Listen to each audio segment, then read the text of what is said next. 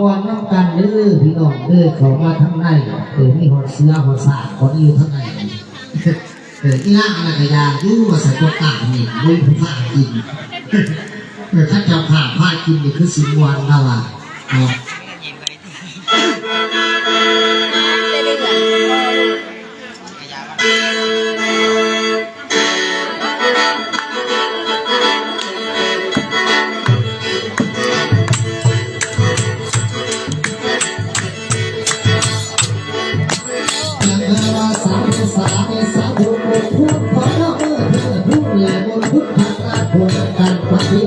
ทุกคนสักตัวนั้นการปฏิบัตินี่เป็นผู้นำพาและเป็นพาสัมมาและสัมพุทธเจ้าตัวเป็นพบเป็นเขาให้เหมือนเรียกว่าคุณพระคุณพระธรรมให้มาทำมาสัก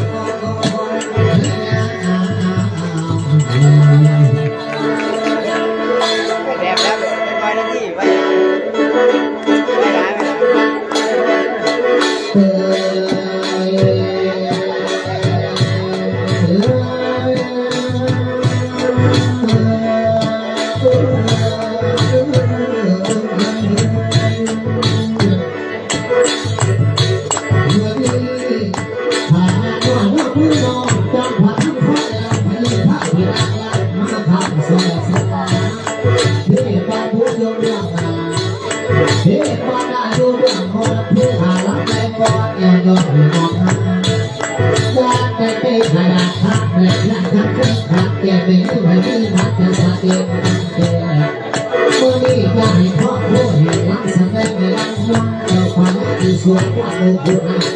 ทุกคนเป็นพระขอจงมาเสียข้าวมองเราคนไทยสารของวันใส่ตัวเป็นสองสองเป็นกองใส่ตัวพ่อตาไม่น่าก็อยู่กองแผ่นปากพี่ไปดูที่ตัวอาเสนแม่ทุกทางมาสั่งตัวให้เดินทางมาสั่งตัวให้เดินทางพาเรือลับและยังพันทั้งตาแทนตัวให้เราคงผ่านต่อแต่ตาพ่อแม่วัวเป็นที่พ่อกองใส่เขาทำมาเก็บจากไหนตัวสอนให้ดูสุดเดียวหายนักไม่ตัดแปลงหูจักเอวจักกองหูจักพ่อทักตั้งก่อนแล้วก็ให้ดูพิเศษอาจารย์สอนใจหูรักหูในรักกองสิพักกองของสวรรค์สารพัดหาใส่ตาบอกไปทุกทีจะมาฟ้าไปกระสงเสียงหัวสังเรื่องสักสิเรหัวตาอาจารย์สีสังสมพันแผ่คนประพันเรื่องของอีเรื่องจักรพุ่งอาจารย์ดูพงพุ่งอาจารย์ร้องล่าขอตัวมาเรือพุ่งก็พุ่งเด็กเสียงตัวพาสังเกตเพียงก็เยอะกว่าเดินขาดพุ่งแก้ปาดสลัดลับจนทำใส่สู้ก่อนสุดก่อนโอ้ให้นุ่งใส่สู้สดตั้งก่อนไอ้ก่อนเสือตั้งก่อนสุดก่อนตายจนหลากหลายเรื่องลงเวียดที่พวกนี้นั่งก้อนนี่ต้องไต่ก้าวเดินพุ่งเป็นเก่งตาโดดขันขนาดขับเดินเทียแต่ที่สาวแก่สิ่งแสดงต้องซอยทุกแง่ไม่หอยโตกระตับให้นั่นนั่นนิดนึงว่าอาจจะทุกตัวตับหกแง่บนหลักผ้าที่สมาขันนี้ไม่มีเสียเป็นเผา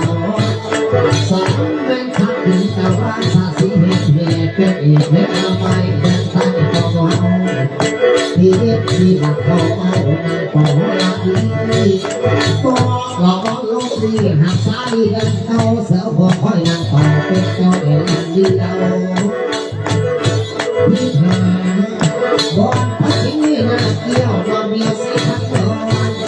ที่เขาไปมาหอดโคตรบอลมีเดือดให้เป็นมวยกันสะพายสะพาย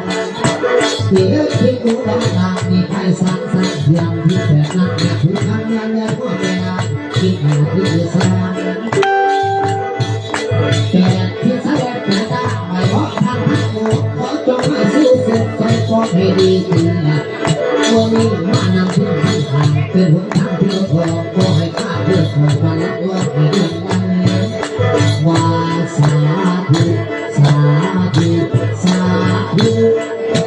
คุณอาลักทั้งหลายไม่ใช่เรื่องนั้นอยู่ได้ทุกเพียงกันแล้วยิ่งทำแต่ผู้ให้ต้องดอกเบื่อ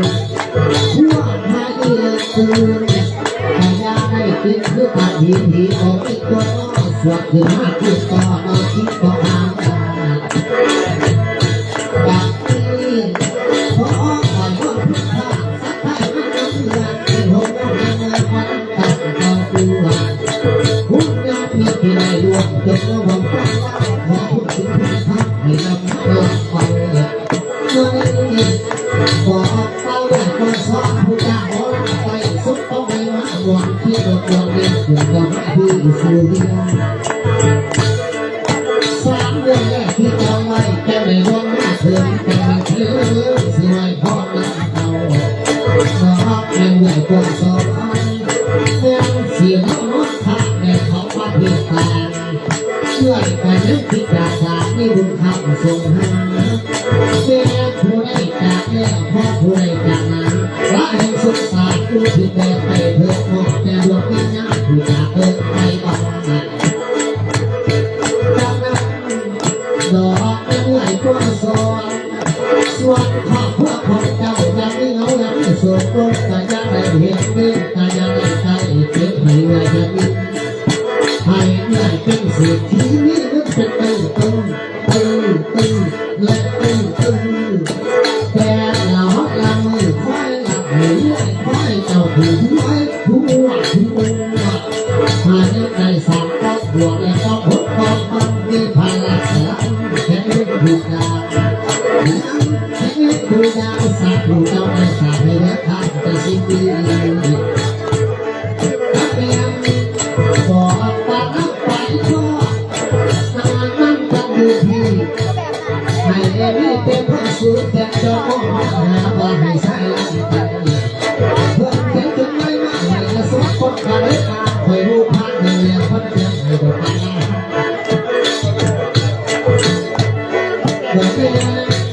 ดอกบัวในปลายท้องนั่นเจ้านั้นดูผ่านในท้องแต่พ้นสู่แต่ยังมีความรู้พญาบุญมาไกลเพื่อจะคิดที่จะใส่จะได้ทำได้ตายมันน้อยหรือมันใหญ่แค่ให้ละพวกนี้ประมาณ10 สองเศร้าสาธุให้ปลายท้องคอยให้กว่านี้แล้วมีให้กลัวเขาอย่าสิ่งนี้นั่งเท่าและนั่งเท่าสาราผูกพญาลูกทางหายใจจากอย่าที่คนลำบากให้ดูดีที่คอยป้าที่ขัดจูนรถสุดผู้สำคัญจูนรถสุดในสุดสามในทางแต่สิ่งดีแต่ว่ามาทางก็มามีแค่เป็นเพียงคนงานนี่ก็น้อสักท่าผู้แก่ดีไหมแม่นำความเลือกทางก่อนก่อนเป็นคนลาวที่เห็นดีแค่3 ก่อนเพิ่งสิเป็นตักประเทศที่ใจเห็นหักสาบที่ดวงหวังพาเหลือพันนั้นแต่จะนั่งนั่งหาเป็นมาสักท่าซื้อของนั่งต้นแก้วยาสีความจิตมีความเป็นเกินหลังเบื่อแม่นั่งต้นแก้วเนื้อตัวได้ให้ไหลเข่าได้จับเขาอยากขาดเรื่องบาดในหลังเขาเจ้าเป็นปีให้จะเป็นเศรษฐีมีเงินดวงเก่าหากเป็นนักว่าเกี่ยวกับยังมองเขาอย่าได้เอาเสียสีคอยฟ้าที่ตูบซอยข้างตูบซอยลุกขับไหลหลังเขากระเป๋าเจ้าแต่ละปีแต่ว่าเจ้ามาแล้วที่พอพักษาให้ดูแลพี่ให้ดูแต่พี่แต่พี่จะไม่ลำส่วนแต่ยาจะไม่เศร้าจะไม่เอาไม่สวยโลกแต่จะได้ใจเจ็บให้ได้สิดีแม่ที่อยู่ต่างประเทศแม่ที่เอาอยู่คุณทิ้งขอดีกับพักเบอร์ให้ละเบอร์ปัญหาไปแล้วพักไปน้ำการเสียงแค่ไหนเสียพักดอกหรือเขาไม่มีมาได้ขอให้เป็นเจ้าแห่งทางน้ำดีแนมทางสิพักดอกแนมปากน้ำใต้ให้ได้เป็นความสูงเพื่อทางสิพักดอกอย่าได้มีความถูกพญาลดมาไกล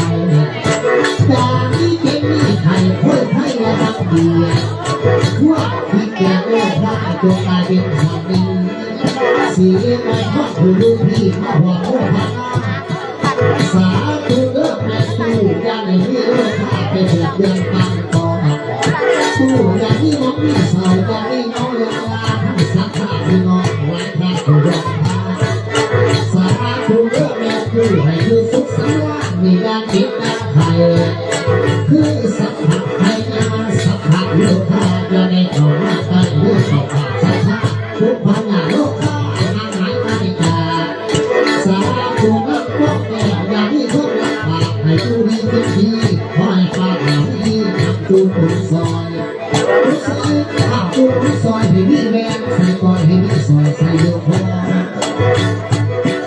เอา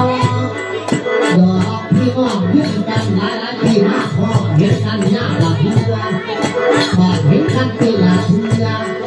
พี่น้องจะพอเบื่อมานับน้ำแต่การคนทางใจอะไรข้าวบาดจะมาเป็นเรื่องเสียข้าวบาดมาเป็นเรื่องเสียนั่นก่อนคงเขียนข้าแต่ยังไฟไม่ป้องกลายเป็นสัตว์ข้าแต่จะตามเตียงไปเอาละตัวที่โจ้พบไปที่รู้จังลำไม่ไฟเลยสีโจ้พาไปมองแค่เขาไม่ลายไม่ไหลมองแค่เขาไม่ลายพอเธอยิ้มทางซ้ายไว้อาเห็นมันรักใจ